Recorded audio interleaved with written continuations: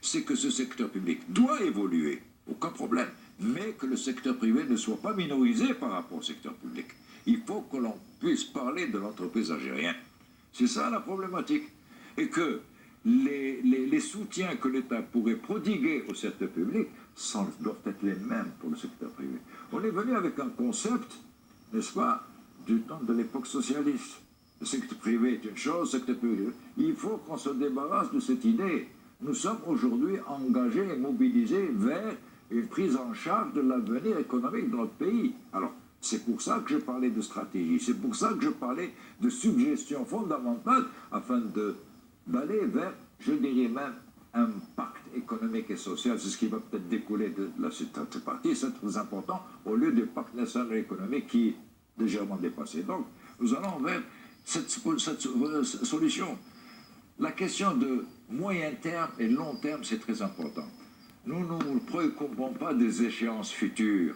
C'est une stratégie qui touche l'économie du pays. Le politique, c'est une paire de manches. Donc, nous supposons qu'il est nécessaire de travailler acharnement pour essayer d'arriver à éclairer la voie, à fixer des objectifs à atteindre. Et ça, c'est très important. L'opérateur économique a besoin d'une certaine confiance, d'une certaine stabilité pour essayer d'investir évidemment dans l'économie et d'aller de l'avant. Et c'est ça la problématique. Monsieur Yousfi, également à vous, Monsieur Hamidouche, le gouvernement a opté pour la réindustrialisation de notre économie. Ce sera le fer de lance justement de cette redynamisation. Qu'en pensez-vous? Moi, je suis tout à fait d'accord avec ce qu'il a dit. Absolument. Il faut réindustrialiser l'Algérie. Pourquoi? Parce qu'évidemment, qu'est-ce que nous avons fait depuis l'indépendance? Nous avons fait des étapes. Des étapes. Socialisme. Ensuite, il y a une tentative d'approche en matière économique, n'est-ce pas? Et puis, petit à petit, on a ouvert toutes les portes. On a dit, on va faire l'économie de marché. L'économie de marché, évidemment, parce qu'il y avait évidemment la rente qui nous fournissait les moyens de le faire. On a ouvert toutes les portes. On a signé des accords, évidemment, avec l'Union européenne pour essayer d'être, évidemment, un partenaire. Nous ne sommes pas arrivés à notre but. L'industrie était pratiquement complètement mise de côté. Ce que nous avons fait, qui est d'une importance capitale, c'est que nous avons pratiquement mis à niveau nos infrastructures qui sont très importantes.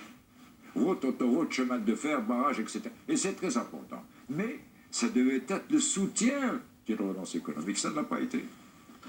Vous savez, si on parle de réindustrialisation, il y a des termes qui ont été dites et redites, le réveil d'un géant, si vous vous rappelez, puis la relance, etc. Ça veut dire que, d'abord, il y a un constat. Si on réveille quelqu'un, ça veut dire que soit il est endormi, soit il est au coma.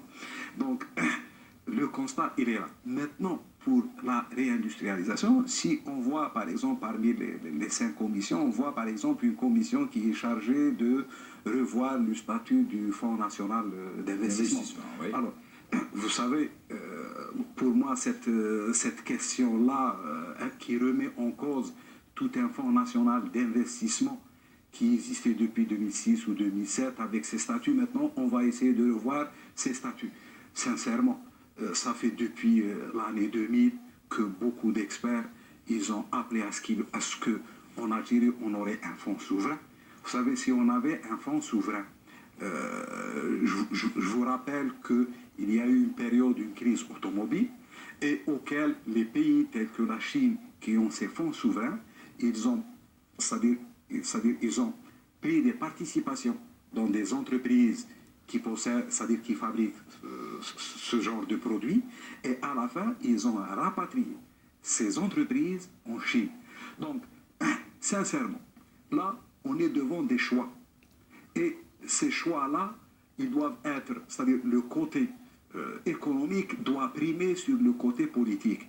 Alors, si vous préférez à ce que c'est-à-dire vous laissez parmi les recettes du Trésor, disons dans les 80 milliards de dollars qui restent parmi les réserves de la Banque centrale, et là on a une vision purement financière, on est intéressé par la rentabilité, et à ce moment-là on achète des obligations américaines pour un taux de rentabilité de 1 ou 2%, et on fait travailler l'économie américaine,